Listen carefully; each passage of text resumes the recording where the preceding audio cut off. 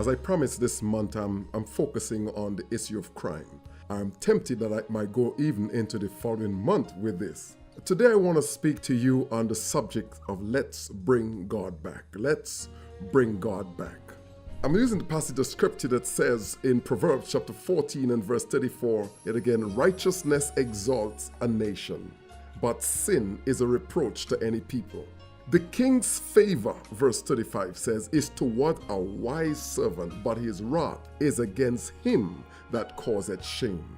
In the recently held THA inauguration, the President of the Republic made what was described in the Express as a fiery speech.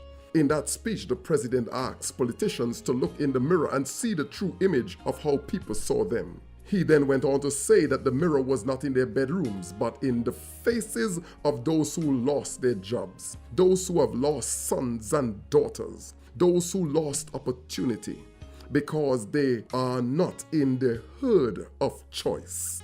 Then he asked later in the speech, but how did we get there? And what have we done to get there? And how are we coming out of it?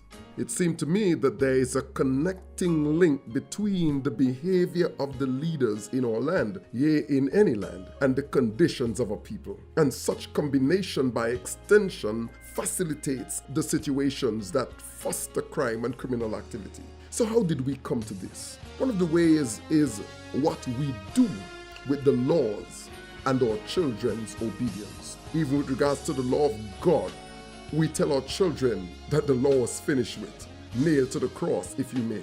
But these same children are supposed to honor father and mother. These same children are supposed to not steal and not kill and not commit adultery and not covet. These same children who are hearing from us, even church people, that the law was nailed to the cross. Righteousness, my friends, is what exalts a nation.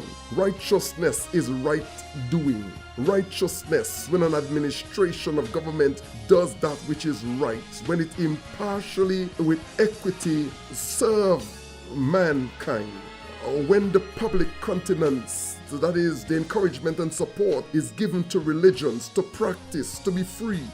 That is righteousness, the general practice and the profession of virtue and the protecting and preserving of virtuous men. That is righteousness, charity and compassion to strangers. These are that which exalt a nation. They uphold the throne, elevate the people's mind, and qualify a nation for the favor of God, which will take them high as a holy nation.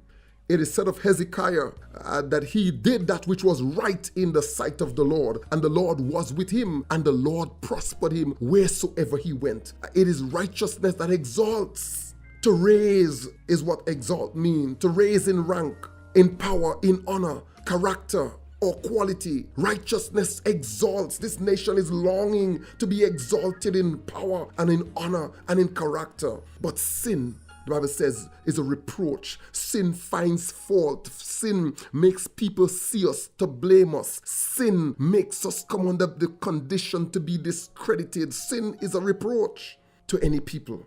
Justice reigning in a nation puts honor upon it.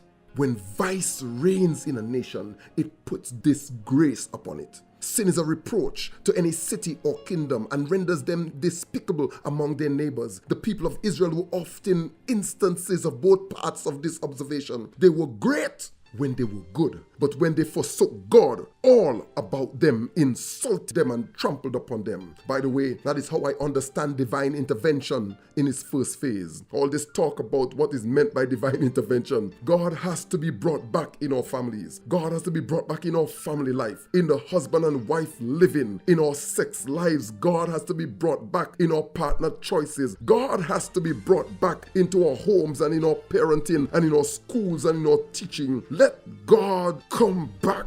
Let's bring God back. It must therefore be the interest and duty of the country's leaders, princes, nobles, and parents to use their power for the suppression of vice and to support instead virtue and to bring God back. Let's bring God back in our country.